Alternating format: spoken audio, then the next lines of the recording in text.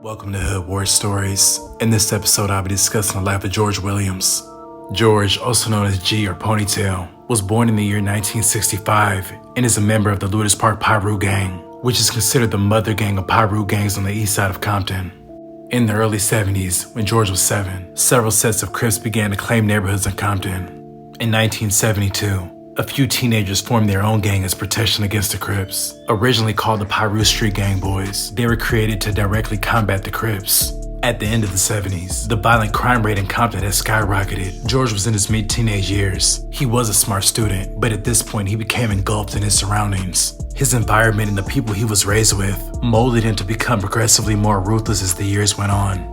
By the late 80s, George had developed into a hardcore gang member, and his name rang bells of fear through Compton. Suge Knight had grown up north of Alondra Boulevard and west of Wilmington. This is a patch claimed by Ludus Park Piru. Although he never joined as a teenager, Suge had deep connections with this gang. As Death Row's fortune proceeded to skyrocket, Suge's label had no problem finding talent. Every hip-hop artist on the West Coast wanted in. Suge created a family environment underlined by a constant threat of violence. And that violence was enforced by the killers Suge surrounded himself with. Around 1993, Suge began assembling a hit squad, which was mainly composed of heavy hitters from the Looters and Mob Piru gang. He personally selected George Williams, and through George, he met Poochie and added them onto his roster.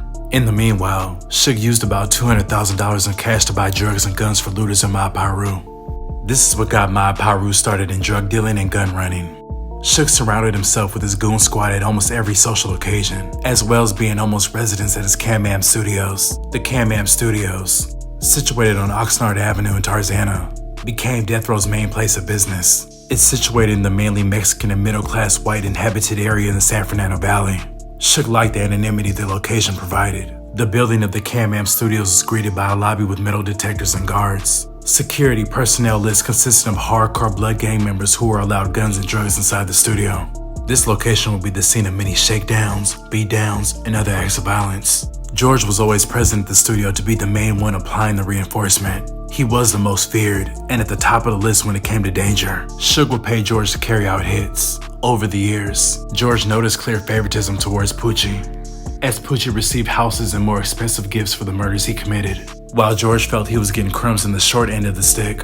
This led to built-up animosity, which boiled over into an argument between Suge and George. Some say George was stealing money from Suge, and when Suge found out, he fired him and demanded that George return the gifts and cars he had given him over the years.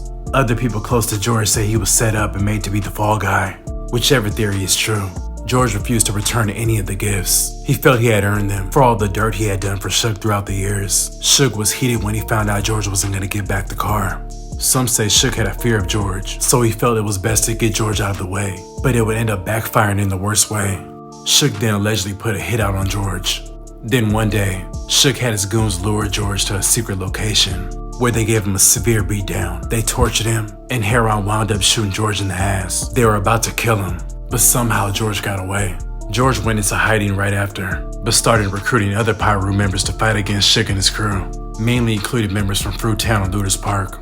George retaliated by having one of Suge's closest soldiers, Heron, killed. He quarterbacked Heron's assassination by having his girl Woozy, who was dressed as a man that day, and Roderick bounced out on Heron while he was blocked in traffic and light up the car 27 times with 2 AKs. Heron was dead on sight. Before he was killed, Heron knew George was coming for him. Heron was hiding in the bushes trying to get to him first, but George was 2 steps ahead. Heron's murder was a clear message from George to Suge that the war was on.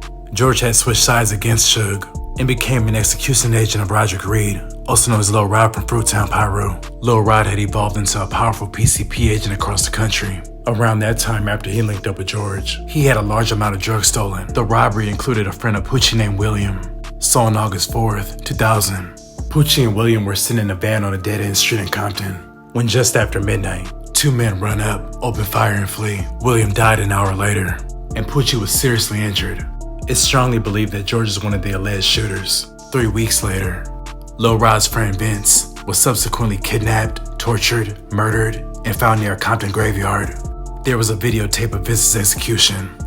Buntry, who was Suge's best friend, and Dudley were rumored to have played the videotape of the execution in front of a group of friends at Buntry's house. This infuriated George. Nearly a year later, Dudley was shot and killed in a hail of bullets in front of Buntry's home. George is alleged to be the trigger man, 8 months later, on April 3rd, 2002, Bunstreet pulled up to a gas station and fell up. He was about to start pumping gas when 2 men walked up and drew their pistols. Bunstreet was shot 4 times and he died shortly after. The assailants fled in a pickup truck drove by a man in a ponytail. Police released sketches of the 2 suspects based on witness descriptions. It's widely believed the man behind the shooting is allegedly George Ponytail Williams himself. Fast forward to October 16th, 2002. Hen Dog, who was a longtime friend of Suge and also designed the Death Row logo, was shot dead near a fried chicken stand in South Central. In 2005, George and Lil Rod were convicted in manufacturing and distributing PCP and conspiracy to distribute the drugs. Drug agents who raided their operation in 2003 recovered 175 kilograms of the drugs. 50 weapons and $175,000 in cash were also confiscated during the raid. Lil Rod and George were flooding the market in South Central and Compton. They utilized the Inland Empire for its remote, hard-to-detect areas, which were ideal for manufacturing PCP. In 2021, George was released from prison. Currently, he's out on parole and keeping a low profile.